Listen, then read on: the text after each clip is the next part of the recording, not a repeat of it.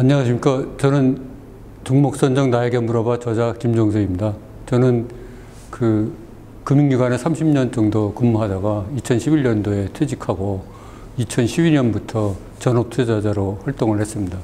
그 금융기관에 30년 다닌 경험을 바탕으로 금융기관 다닐 때는 주식을 한 건도 안 했었는데 퇴직 후 이제 먹고 살 길이 없어갖고 어느 날 갑자기 주식 투자가 떠올라서 주식 투자를 그냥 불현듯이 시작을 했습니다. 그래서 그야말로 책 10권 읽고 무작정 주식 투자를 시작했었는데 그야말로 그 주식 시장은 너무나 험난한 곳이라서 저 같은 사람은 아주 먹잇감으로 기다리고 있었습니다. 그래서 제가 과거 10년 동안 무려 깡통을 12번 차고 그 누적 손절액이 무려 11억에 이르렀습니다. 그리고 2019년 2월 말에는 하루에 5억 4천만 원대 손절했고요. 코로나 사태 때는 모두 3억 5,600만 원을 손절했습니다. 그래갖고 코로나 사태 이후 한 2달 반 동안은 아무것도 못하고 그야말로 그 산에만 다니고 있었다가 이제 다시 용기를 내서 2020년 6월부터 다시 거래를 재개했습니다. 작년 상반기에는 그래도 거래량이 많고 장도 내리막이었지만 그래도 괜찮아갖고 한 10억 정도 벌었고 작년 하반기에는 그보다 못하게 3억 6천 정도 벌었습니다. 그리고 무엇보다 이제 코로나 사태 이후 2020년 6월 이후 현재까지 이번 달까지 21개월 연속 흑자를 시현하고 있고 많은 분들이 궁금해하는 게 제 책에 이제 10월까지 수익표가 올라와 있으니까 그러면 이 양반 이거 11월 12월에 다 까먹은 거 아니냐? 뭐 그렇게 의구심을 가져갖고 이제 제가 제 책이 이제 많이 팔려갖고 11세인가부터는 12세인가 12세부터는 이제 작년 말까지 인증표를 거기다 껴서 바꿔서 올렸습니다. 그래서 무엇보다 이제 주식은 제가 생각하기에 그런 것 같습니다. 돈을 많이 벌 때도 있고 적게 벌 때도 있지만 이렇게 안 좋을 때는 이 손실을 최소화해 갖고 손해를 어떻게 해서든지 안 보고 버티면 이게 이제 또 시장에 돌면은 이때 못 벌었던 거 또 한꺼번에 다 벌게 해주거든요. 그게 주식시장의 승리입니다. 이때 이제 죽으면 끝이고 살아있으면 반드시 시장은 보답을 합니다. 저는 이제 그전에는 주로 소위 급등주, 테마주, 그래갖고 좀 날아다니는 주식, 뭐 이런 거를 좀 많이 했었죠. 쫓아다니면서. 그래서 뭐 때로는 재미도 보고 그랬었는데, 이제 코로나 사태 이후에는 내가 이렇게 해서는 도저히 안 되겠다. 그리고 제가 2019년 2월 말에도 5억 4천만 원 손절 하루에 하게 된 것도 결국은 급등주, 테마주 위주로 쫓아다니고 신고가 위주, 뭐 이런 종목 쫓아다니다가 물려가지고 지수가 상승하는데도 불구하고 제가 보유한 주식은 오히려 하락해서 무려 괴리가 25%나 나가지고 도저히 이렇게 하다가는 그야말로 스스로 자멸한다. 이래갖고 2019년 2월에 하루에 5억 4천만 원을 손절한 건데 절대로 급등주, 테마주, 날아다니는 주식 이런 거 안 하고 바로 바닥에서 철저하게 돌아서 턴어라운드 돼서 거기에서 장대 양봉이 발생한 그야말로 세력이 큰 돈을 넣은 주식만 100% 들어가기 시작했습니다. 그래서 그때부터 이제 손절을 거의 하지 않고 계속 이익을 실현하다 보니까 그렇게 좋은 결과가 왔던 것인 것 같습니다. 그래서 한마디로 꼭지에서 주로 사다가 전에는 주로 꼭지에서 사다가 이제 바닥에서 턴어라운드 되는 주식을 주로 사게 되면서부터 이제 큰 돈을 벌게 되었던 것입니다. 세력은 우리가 얼핏 생각하면 작전 세력 이렇게 나쁜 의미로 생각하지 않습니까? 그런데 그런 세력이 아니고 외국인이나 기관 그리고 큰손 그리고 요새 큰손도 한국 사람들이 부자들도 많고 그래서 지난번에 어떤 날 NC소프트가 상한가 친 날은 개인 한 분이 4천억을 넣었다고 그러더라고요. 그렇게 해서 상한가로 만들었듯이 그렇게 개인들도 큰 손들이 있습니다. 그리고 또 제가 주목하는 거는 초단타와 단타 군단도 있지 않습니까? 그분들은 그야말로 우리나라 주식시장에 지금도 그 거래 비중의 50% 이상을 차지하고 있거든요. 그분들은 소위 메뚜기 떼처럼 하나하나는 별거 아니지만 몰려다녀요. 그래갖고 아프리카 메뚜기채가 한번 출몰하면 그 하늘이 보이지 않도록 껌껌하잖아요. 그와 같이로 그 사람들이 한번 나타나면 여기가 먹잇감이 있다, 주식가가 올라갈다 하면 나타나면 5% 올라갈 게 10% 이상 올라가고 10% 올라갈 게 20% 올라가고 그러거든요. 굉장히 그 사람들도 그 세력의 그 하나로 봐야 됩니다. 그래서 저는 외국인 기관, 큰손, 그런 단타 군단 이런 사람들을 세력으로 보고 그거를 판단하는 거는 결국 거래량이 많이 일어났느냐. 그래서 거래량이 전일 대비 또는 60일 평균 대비 최소한 200% 이상, 어떤 때는 수천 프로 이상의 그 불꽃 거래량이 일어난 거, 그거를 집중적으로 들어가는 거죠. 종목 선정 방법은 이제 일단 종목 선정 대상을 고르는 데 있어서 그 종목 선정이 굉장히 많지 않습니까? 대형주도 있고, 우량주도 있고, 시장 주도주도 있고, 시장 지수 대비 강한 종목도 있고, 중소형주도 있고, 또 좀 전에 말씀드린 대로 테마주, 급등주 이런 게 여러 가지가 있는데 저는 그 어떤 주식도 가리지 않고 단지 초점을 세력이 큰 돈을 넣은 주식, 예? 세력이 큰 돈을 이 주식이 넣냐, 그리고 가급적 고점보다는 저점에서 바로 턴어라운드 돼서 돌아온 주식, 이런 주식만 골랐죠. 그래서 종목 선정을 거기에 포인트 둬가지고 그야말로 그 물려도 살아나올 수 있는 종목만 철저하게 그런 종목만 들어갔죠. 이 물려도 살아나올 수 있는 종목이라는 게 결국은 워렌 버핏도 첫 번째 철학이 돈을 잃지 않는 거지 않습니까? 저도 가만히 생각해 보니까 이 물려도 살아날 수 있는 거가 진짜 핵심이더라고요. 주식 하다 보면은 10건 제가 매매를 하면 10건 중 9건은 반드시 물리거든요. 그래서 여기서 어떻게 살아나오느냐가 결국 그게 살아나오면 그게 바로 이익으로 연결되고 손실을 안 보게 되는 거니까 그게 쌓여서 이제 점점 이익이 커지는 거거든요. 그게 이제 제가 과거 하루에 5억 4천만 원 손절을 하고 또 코로나 사태 때도 고액 손절을 하고 이러다 보면서 이제 계속 차트를 여지껏 제가 본 게 500만 건 이상 봤어요. 그리고 실거래 건수가 5만 건 이상 거래했고 요새도 하루에 1000개 이상 차트를 보고요. 제가 차트를 하나 보는데 소요되는 시간은 딱 1초밖에 안 걸립니다. 보면 딱 아는 그런 수준으로 됐는데 그렇게 쭉 보다 보니까 과거에 제가 물렸던 그 종목들을 다 일일이 분석을 했죠. 왜 이렇게 물려갖고 고생을 했나 그래갖고 추적 관찰을 해서 하다 본 결과 이게 나름대로 무슨 패턴이 있구나. 그래갖고 그 패턴을 이제 제가 12개로 다 분리를 했습니다. 그랬더니 대부분의 하락하는 종목들은 12개 패턴 안에 들어가더라고요. 거의 100%가. 그래서 이런 종목은 일단 걸러내면 되겠다. 그래갖고 이제 12개 종류를 만들고 또 상승하는 종목들도 또 이렇게 나눠보니까 우연의 일치인지 12개 종류의 패턴이 있더라고요. 그래서 이런 종목을 들어가면은 돈을 벌겠구나. 이런 이제 제가 일종의 나름 주가가 움직이는 패턴, 이거를 알게 된 거죠. 그래서 그걸 피할 거는 점점 다 피하고 피한다는 거는 일단 주식할 때 크게 물리지만 않아도 80%는 성공하는 거잖아요. 그래서 반드시 절대 들어가면 안 되는 종목들은 다 피하고 반드시 들어가야 될 종목 중에서도 더 확실한 거, 더 확률이 높은 거, 승률이 높은 거 그런 것만 이제 골라서 찾아 들어가게 된 거죠. 그래서 그거로 인해 갖고 제가 이제 작년에 좋은 성과를 얻었는데 작년에 1월 11일 삼성전자가 96,800원 찍은 다음에 계속 하향 추세에 있어갖고 제가 착 쓰기로 이제 마음먹은 게 12월 달인데 고생하는 개미들이 너무 많더라고요. 그래서 가만히 보면 개미들이 되게 종목 선정에 너무 어려움을 겪어가지고 그러는 것 같아가지고 제가 이것도 제가 이렇게 성공한 것도 하늘의 도움인데 나름 이 비법을 좀 같이 공유하면 그래도 큰 도움이 되지 않을까.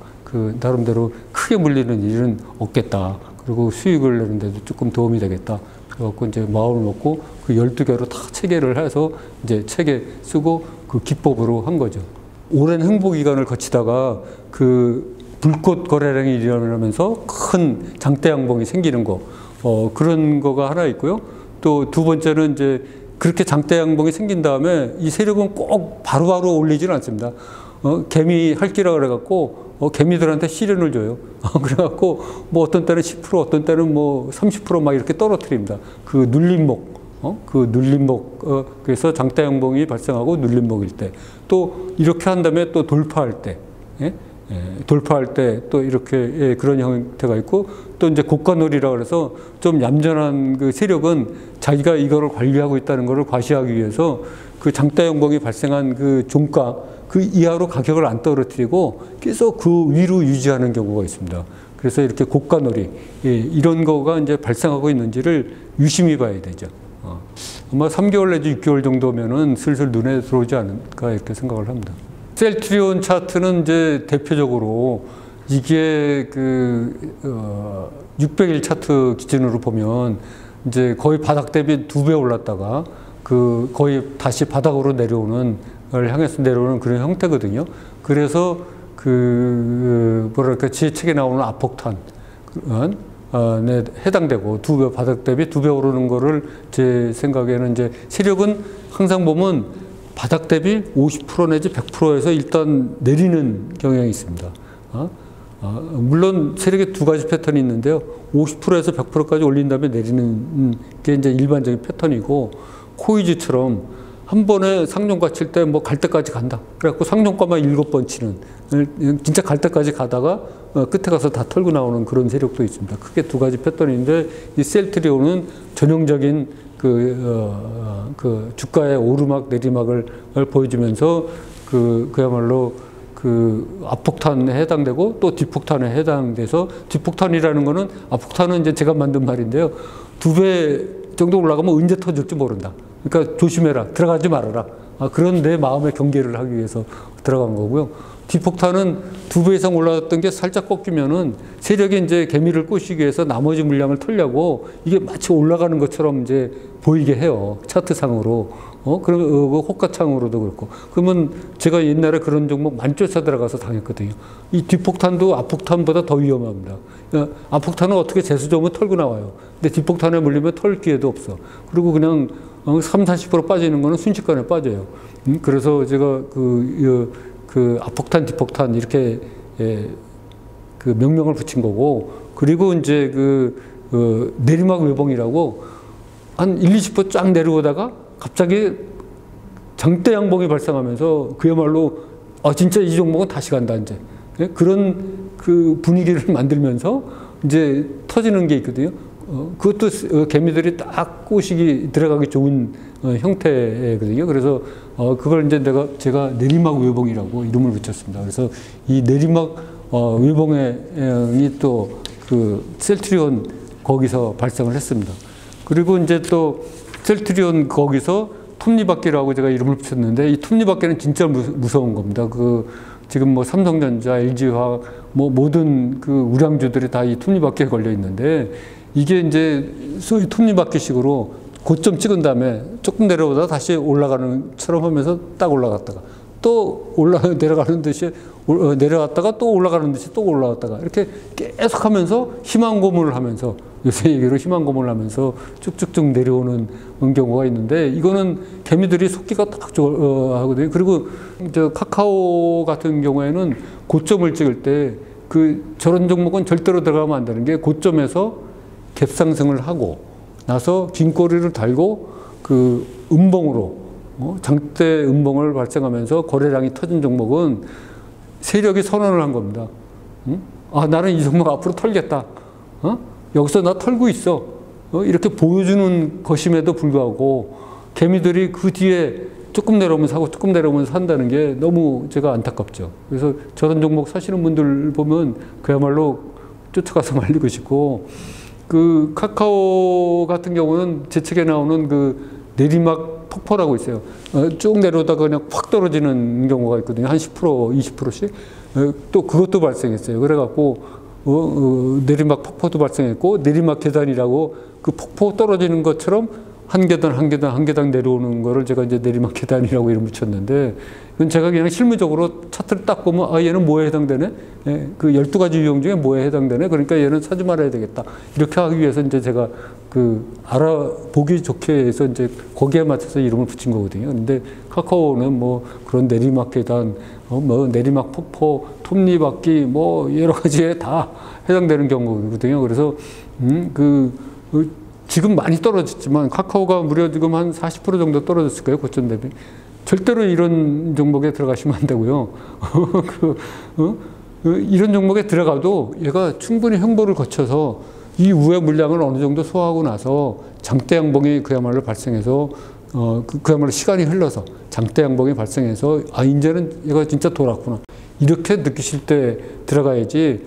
다른 좋은 종목, 아까 말씀드렸듯이 매일 하루 이상 한 개 이상씩 나오는 그 종목, 좋은 종목을 놔두고 저런 종목에 들어가는 게 제가 너무 안타까워서 그 대표적으로 그 셀트리온하고 카카오 두 종목을 갖고 왔습니다. 그래서 여러분들을 만나서 얘기를 하다 보면 한국 투자분들이 제일 좋아하는 것 중에 하나가 낙폭과대더라고요. 낙폭과대주. 이 낙폭과대주, 삼성전자가 96,800원에서 한 8만 원 떨어졌으면 한 20% 떨어졌으면 이제 올라가겠지. 그러고 그냥 사는 거예요. 아무 이유 없이. 예, 마찬가지로 그 카카오, 고점 대비 뭐 30% 빠졌네. 이거보다 더 내려갈 수 있나? 그냥 희망을 갖고 막연하게 다른 거 사기도 뭐하고 그러니까 이거 안전할 거야. 그리고 이제 사는 분이 의외로 굉장히 많더라고요. 그렇게 사면 안 되고요. 살 때는 항상 그 명분이 있어야 됩니다. 확실히 얘가 뭔가 상승할 이유가 있어야 되거든요. 근데 그거 없이 그냥 낙폭만 가둬야 됐다고 사는 경우가 되게 많은데, 지금 셀트리온이나 카카오, 삼성전자 뭐 되게 그 우량주들이 그렇게 발생을 한 거고요. 제가 이제 제 책에도 썼지만 12시 반 정도에 그 등락률 상위 종목이라는 거 어떤 증권회사에도 다 있는데요. 그거를 조회를 하면은 코스피가 100개 나오고 코스닥이 100개 나옵니다. 그러면 그 200개를 관심 종목에 올려놓고서 그거를 일일이 클릭을 해가면서 차트를 보면서 절대 사면 안 되는 종목 12가지 유형, 그거는 다 쳐냅니다. 그리고 보면은 다 쳐내요. 일일이 눈으로 확인하고. 그리고 반드시 사야지 될 종목 12가지 유형은 남기죠. 그래갖고 쭉 남기다 보면 그 1차에 대개 5개 내지 10개 종목이 남아요. 좀 고려할 수 있는 종목들이. 근데 제 기준은 이제 저는 숙달이 돼서 거기서부터 거기까지 오는데 한 200개 차트를 보는데 12분밖에 안 걸립니다. 그래서 그렇게 한 거를 1차 선정을 한 다음에 그 다음에 2차부터는 이제 조금 더 자세히 봐야 되잖아요. 그래서 조금 더 그때부터는, 근데 지금 이렇게 쭉 보는 그 200개는 주로 일봉 600일 기준으로 보거든요. 그래서 일봉 600일 기준으로 1차 걸른 다음에 요거를 다시 월봉, 주봉을 보고 또 일봉 200일을 봅니다. 그래서 200일을 본 다음에 이제 거기서 또 쳐낼 거는 쳐내고 이래갖고 한 3차, 4차 고르면서 최종적으로는 1개 내지 2개로 압축을 하죠. 예, 그런 과정을 매일 거치고 있습니다. 가장 많이 질문을 받은 게, 이게 실화냐? 이게 진짜 매일 한두 개가 나오느냐? 이게 실화냐? 그래갖고 제가 다른 유튜브 채널 가서 이게 실화라는 거를 직접 실현한 적이 있습니다. 매일 이게 나온다. 그러니까는 사람들이 그때부터 이제 믿기 시작하고, 또 하나 사람들이 의아해하는 게, 아니 종목이 없어서 못 사는 게 아니고 돈이 없어서 못 사느냐? 진짜 이것도 실화냐? 그래서 제가 아니 하루에 한 개씩 좋은 종목이 나오면 매일 하면은 1년에 250일 영업일수인데 250개가 나오는데 나는 최대 살 수 있는 게 40개밖에 없다. 그래서 이 많은 좋은 종목을 흘려보내고 이 40개밖에 살 수가 없으니까 그야말로 안타까운 마음을 가질 수밖에 없다 그랬더니, 자기네는 이제 종목이 없어서 못 산다는 거죠. 근데 이 250개 종목도 그냥 종목이 아니고 고점에서 막 날아다니는 종목이 아니고, 아까 말씀드린 대로 되게 바닥에서 턴어라운드 돼갖고 세력이 아주 큰 돈을 넣은 거, 이건 절대로 안전하다, 보험이다, 이렇게 생각할 그런 종목들이 모여서 그 250개거든요. 그래서 제가 제 책에도 마지막 게 썼지만은 이 좋은 종목을 다 흘려보낼 게 아니고 어떻게 개미들하고 공유할 방법을 찾아야 되겠다 이렇게 생각을 해서 제가 이제 유튜브에 책도 쓰고 유튜브에도 나가서 알리고 또 뭐 온라인 강의도 또 사람들이 해달라 그래서 온라인 강의도 하고 지금 지난 금요일 날 2월 18일 날 또 제가 종목왕 김종수라는 유튜브 채널도 개설을 했습니다. 그래서 이제 앞으로 그게 세팅이 되면 그 매일 진짜 이런 종목이 나오는 거를 제가 라이브로 라이브로 그 2시 정도 되면 사람들한테 오픈할 예정으로 있습니다. 저는 이제 모두 물려도 살아나올 수 있는 종목을 선정한 다음에 그 종목을 그런 종목들을 10개로 나눠서 분할해서 분산을 했고 그리고 그것도 한 번에 들어가지 않고 철저하게 4번에 나눠서 분할 매수를 했죠. 그래서 원래 산 가격에서 10%, 20%, 30% 떨어질 때마다 분할 매수를 하게 된 거죠. 그래서 떨어지는 거에 대한 전혀 두려움이 없고 이 떨어지는 것들을 또 계좌를 분리를 해갖고 하나, 둘, 셋, 4개로 분리해서 원래 여기에 첫 번째 계좌에 예를 들어서 100을 주고 샀다. 그럼 두 번째 계좌에 90, 세 번째 계좌에 80, 70, 4번 이렇게 계속 떨어지면 그러면은 이제 여기서 계좌가 분리되어 있으니까 이 바닥에서 10%만 올라가도 요건 팔고 또 요것도 팔고 이렇게 모아서 한꺼번에 팔지 않고 분리해서 판 거. 이것도 굉장히 핵심인 것 같아요. 그래서 분할로 이익을 실현하다 보니까 이제 이익이 차곡차곡 쌓여서 크게 되지 않았나 이런 생각이 됩니다. 이제 전에는 제가 4계좌 4분할법이라고 그래서 이제 그렇게 해서 한 증권회사에 4개의 계좌를 둬서 이렇게 쭉 했었어요. 근데 이제 코로나 사태가 거치면서 이제 증권회사를 2개로 해서 이제 분리를 했었다가 최근에는 이제 4계좌 4분할법하고 비슷한 2계좌 2분할법이라고 그래갖고 2계좌로 나누어서 그렇게 하고 있습니다. 그래서 4계좌와 마찬가지로 지그재그로 이렇게 아까처럼 1, 2, 3, 4 이렇게 했는데 두 번째 종목은 똑같이 1, 2, 3, 4 하는 게 아니고 이 마지막 종목에서 1, 2, 3, 4 이렇게 가는 게 포인트거든요. 이 지그재그로. 또 새로운 종목, 세 번째 종목을 사면 또 1, 2, 3, 4 가고 네 번째 종목은 또 1, 2, 3, 4. 그러면 시장이 50% 빠져도 제 계좌는 통계적으로 보면 35%밖에 안 빠져요. 그래서 시장 대비 훨씬 강한 지지력을 갖고 있죠.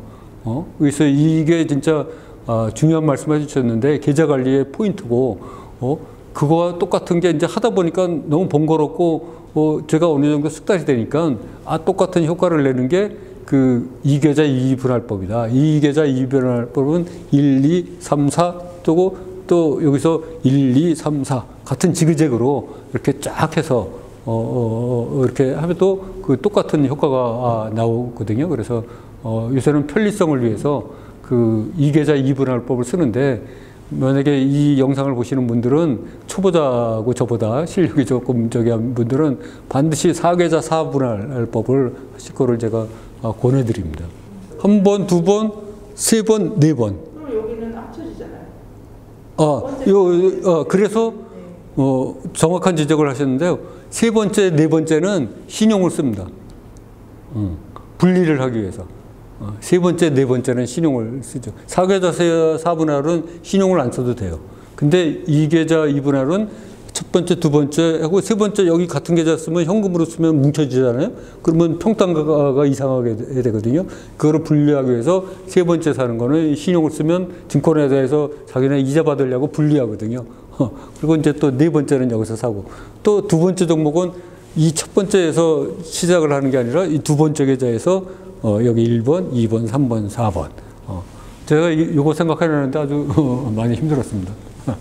제가 10번 깡통 차게 된 주요 이유 중에 하나가 신용을 많이 써서 그렇거든요. 그게 이제 투자금은 자꾸 가족들 부양해야 되고 쓸 돈은 많고 그러다 보니까 이제 신용을 많이 써서 그렇게 됐는데 코로나 사태 이후에는 제가 이제 복귀를 해보니까 신용을 전체 잔고의 24% 정도 쓰면은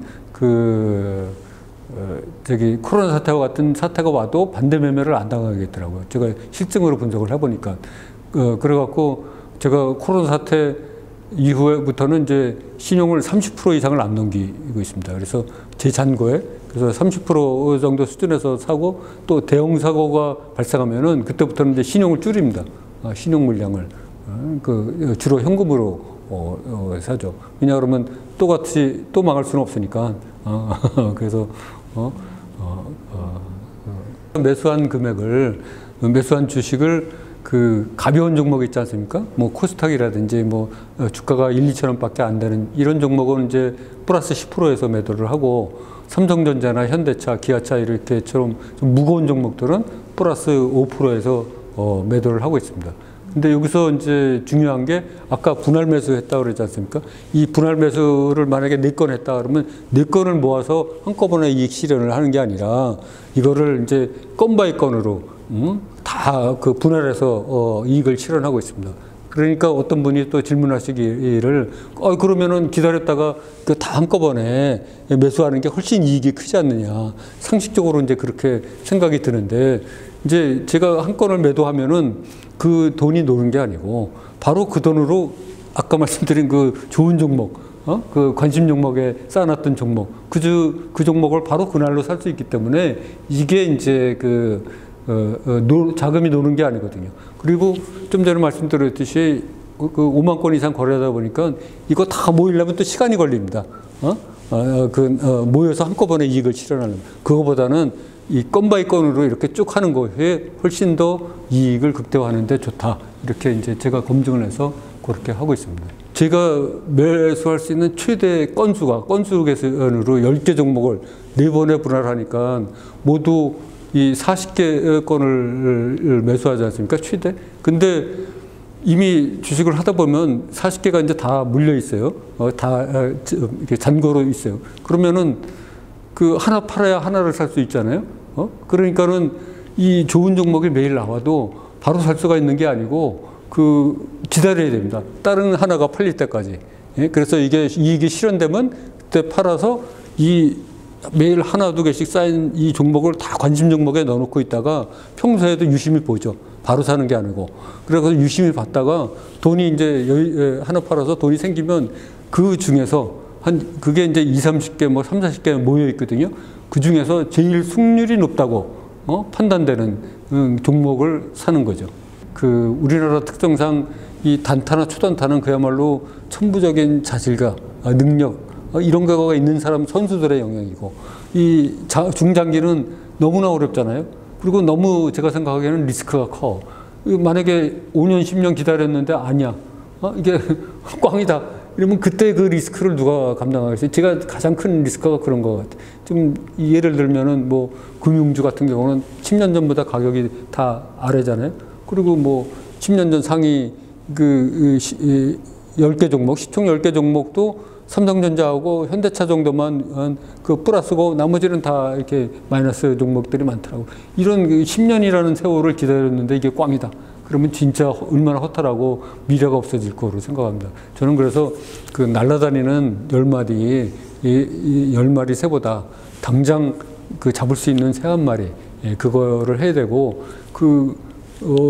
주식은 모아가는 거라고 그랬는데, 이 모아가는 거 이전에 저처럼 이제 실현이익을 자꾸 쌓으면, 티끌모아 태산으로 하면은 주식은 자동으로, 불어나게 돼 있다. 그래서, 무엇보다도 자본주의 사회에서는 이 돈을 불리는 능력이 중요하다. 저도 이제 직장생활 30년 동안 열심히 일을 했음에도 불구하고 경제적 자유를 이루지 못했거든요. 지금 돌아와서 생각해보면 가장 큰 이유가 뭐 직장 탓할 것도 아니고 누구 탓할 거 아니고 제 탓이거든요. 제가 돈을 불리는 능력을 그때 키우지 않았기 때문에 관심도 없었고 그냥 직장 생활을 열심히 해야 된다는 소위 명분하에 미명하에 이거를 그냥 등한시한 거죠, 한마디로. 그 결과는 너무도 비참했죠. 그러니까는 이 자본주의에 살려면 어차피 돈을 불리는 능력이 굉장히 중요합니다. 예를 들어서 1억을 돈을 불리는 능력이 없으면은 40년이 지나도 1억입니다.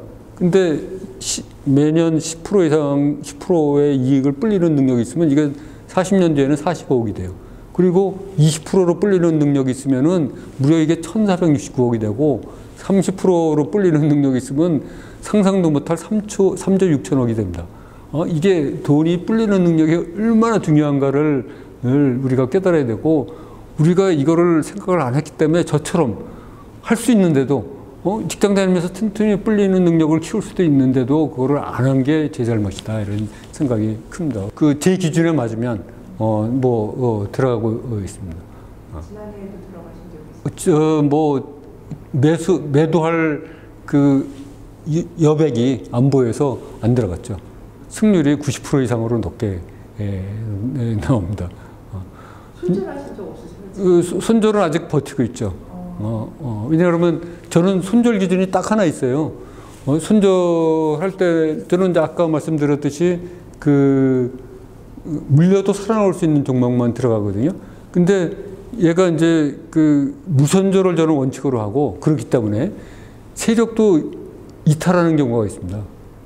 세력도 불가촉의 경영진 횡령이라든지, 최근에 오스템 임플란트 기타 등등 횡령 사고가 많이 일어나지 않습니까? 특히 요새는 대기업에서 많이 일어나는 게, 알만한 기업에서 많이 일어나는 게 유행인데, 이렇게 해갖고 그 세력도 이건 아니다 이렇게 싶으면 자기도 털어야 되잖아요.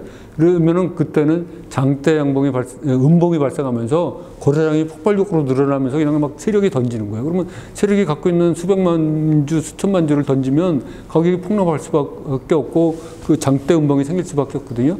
그런 경우에는 저도 이제 털어야죠. 갖고 있어봐야 더 떨어지니까. 그런 경우는 저도 터는데, 그래서 저는 무손절을 원칙으로 하고 세력이 이탈하는 종목만 이렇게 손절을 하고 있습니다. 근데 작년 그러니까 재작년 6월 이후로는 손절한 종목이 거의 없다고 보시면 좋을 것 같습니다. 장대 양봉이 말씀하면서 커다란 거래량이 전일 대비 어떤 거는 수천 프로 이렇게 하다 보니까는 거래량이 수백만 주, 수천만 주가 발생을 합니다. 이러다 보면 아까 말씀하신 대로 초단타, 단타 군단들이 또 몰려들거든요. 이러다 보면은 이게 가격 등락폭이 굉장히 심해요. 굉장히 리스크가 많다는 거죠. 근데 잘못 쓰다 보면은 마지막 몇 분을 남기고서도 이게 10% 이상 떨어지는 게 비일비재합니다. 주식을 하다 보면. 그래서 저는 물론 장 초반에도 살 수 있지만 리스크를 최소화하기 위해서 2시 반 이후에 아주 낮은 가격에 매수를 걸어놔서 사든지, 아니면 그게 체결이 안 되면 운이 좋으면 체결되고 운이 안 좋아서 체결이 안 되면 아주 종가 근처에서 확실하게 떨어질 거 다 떨어지고 난 다음에 사는 거죠. 왜냐하면 저는 어차피 단기 매매 스윙 위주의 투자를 하기 때문에 금방 사서 5분, 10분 안에 팔 게 아니기 때문에 그걸 홀딩해서 그 다음 날까지 갖고 가고 이게 크게 물리면 몇 달을 물릴지 모르는데, 시작부터 10% 이상 마이너스 나서 잘못 고점에 물려갖고 하면은 얼마나 기운이 빠지고 회복하는 데 힘이 들겠어요. 그래서 그런 리스크를 최소화하려는 목적이 한 가지 이유가 있고요. 두 번째로 이제 제가 실거래를 5만 건 이상 하고 단기 매매를 이렇게 하다 보니까 결국은 비록 단기 매매를 하지만 장기적으로 연간 이익률 또 평생 이익을 극대화하기 위해서는 그 시간대에 사는 것이 제일 장기적으로 이익을 극대화해주는 결과를 갖고 온다는 것을 제가 데이터로, 통계로 검증을 했기 때문에 그 시간대에 들어가고 있습니다. 모든 시장에서 다 통하는 투자법은 없다고 생각합니다. 그게 얼마나 효율적이냐, 이렇게 그게 문제죠. 그래서 예를 들어서 중장기 제가 가치 투자를 했다 그러면 요새 웬만한 대형주 치고 고점 대비 30, 40% 이상 안 빠진 게 없잖아요. 그래서 가치 투자를 주창하시던 분들이 요새 비난을 많이 받고 있는 그런 실정인데, 예? 그분들도 장이 또 돌면 얼마든지 또 살아날 수가 있거든요. 그러니까는 모든 시장에서 통하는 법은 없고, 이런 때는 죽지 않고 살아있는 게 우리나라 시장에서는 훨씬 좋다. 근데 만약에 제가 가만히 생각해 보니까 공매도가 우리나라 현재의 공매도가 미국과 같이 개인도 자유스럽게 할 수 있으면 제가 약세장이나 강세장이나 제 수익은 약세장에도 얼마든지 최고의 수익을 낼 수 있는 그런 기법으로 생각하고 있습니다. 저도 대학교 다닐 때 회계학을 나름대로 많이 공부를 해갖고 그 재무제표도 이제 보면 알거든요. 그리고 처음에 그 주식시장에 진입했을 때도 재무제표 분석을 많이 했었습니다. 제가 처음에 초단타와 단타도 하면서 시간 있을 때는 기업의 재무제표도 분석하고 가치 분석도 하고 이래서 그 중장기 투자도 좀 같이 하고 그랬었거든요. 적은 금액이지만. 근데 결국은 이 재무제표를 분석하고 뭐 기업의 펀더멘털을 분석하고 가치를 분석한다는 게 이 주가하고 별로 우리나라에서는 연동이 안 되더라고요. 특히 우리나라는 또 기업 실적하고 주가도 연동이 잘 안 되고 이런 현상을 제가 발견해서 이거는 뭐랄까 좀 오히려 그걸 하는 게 방해가 된다. 또 시간 낭비다. 그 시간에 좀 다른 걸 하는 게 더 수익을 내는데 좋겠다. 이렇게 판단이 들었습니다. 그리고 이미 그런 재무제표 분석이나 기타 펀더멘탈 이런 거는 이미 다 가격에 반영돼 있다. 다 가격에 반영돼 있고, 제가 세력주를 택하는 이유 중에 하나가 세력은 개미보다 능력이 뛰어납니다. 정보력도 뛰어나고 판단력도 뛰어나고 분석력도 뛰어나죠. 자금력은 말할 것도 없이. 그러면 자기 돈을 수백억 수천억을 넣는데 이 기업에 대해서 재무제표 분석뿐만 아니고 경영진이 낮에 뭐 식사하고 다니는지도 그 세력들은 다 파악을 하고 있거든요. 그런 그 세력들이 돈을 수백억을 넣고 수천억을 넣을 때는 뭔가가 있어서 넣는 거거든요. 저보다 더 실력이 뛰어나다는 것을 인정을 하고, 저는 그래서 세력이 돈을 확실히 넣나, 얼마나 넣나, 많이 넣나, 이런 거를 확인하고 그거 위주로 거래를 하고 있습니다. 당연히 통합니다. 오히려 저는 미국 주식이 훨씬 더 잘 통한다고 생각을 합니다. 왜냐하면 미국 주식은 거의 시장 원리에 의해서 움직이지 않습니까? 이 한국 주식은 시장 원리에서 잘 안 움직이고 세력이 인위적으로 막 조작하는 경우도 많아서 어려운데, 미국 주식은 시장의 원리에 움직이면서 세력의 힘이 더 많이 좌우돼요. 세력의 힘이 더 많이 좌우되기 때문에 제 기법은 세력이 이제 훨씬 더 잘 작용되는 미국 주식에서 통할 것 같다 생각이 들고, 저도 이제 예를 들어서 잔고가 많아갖고 제가 물량이 많아져서 한국에서는 제가 뭐 이렇게 사고 파는 게 가격에 영향을 미칠 정도로 물량이 됐다. 그러면 저도 더 이상 한국에서는 이제 물량을 늘릴 수가 없으니까 미국 주식으로 진출하려고 지금 그렇게 생각하고 있습니다.